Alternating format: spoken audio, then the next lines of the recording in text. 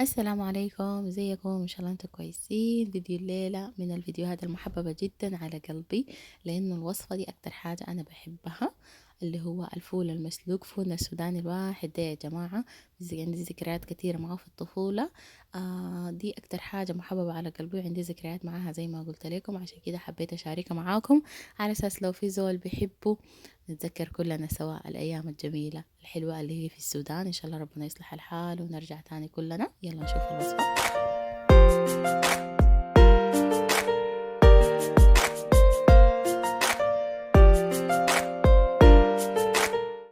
طبعا في ناس كتير يمكن يكونوا ما عارفين انه انا ما في السودان يا جماعة، فعشان كده الحاجات السودانية دي عشان نلقاها بصعوبة جدا.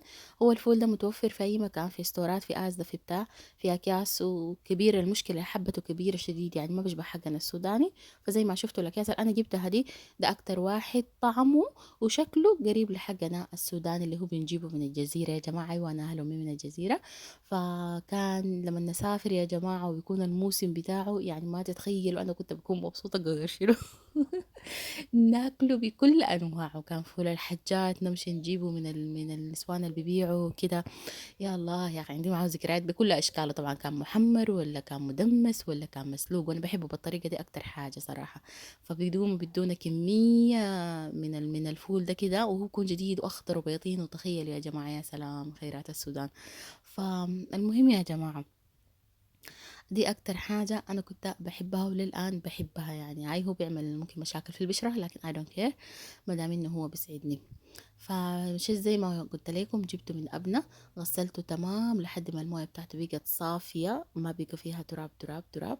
وكبيت له ملح، وأبسط طريقة طبعا تحطوه على النار طوالي. في ناس ما بيقولوا يعني ما تملحوا الحاجة قبل ما تستوي، لكن أنا بحب الملح من بدري عشان يدخل جوا ويعمل طعم حلو. يعني ما بحبه يكون مسيخ، يعني ما لي قال عندي ضغط. مع احترامي للناس اللي عندهم ضغط، لكن أهم حاجة فيه يعني انه يكون مملح كده وحامض كده، ولما تفقش المويه كده تجيكم مطرطشه بملحها. ويا جماعه ما تخيلوا انا بعمل في الفيديو ده وسجل في الفويس اوفر. انا كنت خلاص يعني اوكي شهور من ما عملت البتاع ده، بس اشتهيته تاني. هتخلوني اقوم امشي اجيبه تاني من ابني ان شاء الله القاه المره دي. بس يا جماعة، هو بعد ما يغلي كده انتوا تتأكدوا منه كل شوية. هو على حسب الفول بتاعكم، إذا جديد ما بياخد وقت كتير. تفتحوا واحدة وتجربوها، إذا لقيتوها مستوية وطرية ودايبة خلاص معناه كده استوت، تطفوا عليه النار.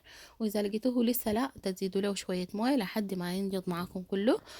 فبس يا جماعة، الطعم خيال. الناس اللي ما حصل جربوا الحاجة جربوها، وإن شاء الله حتدعوا لي لحد ما ألاقيكم في فيديو جديد. سلام.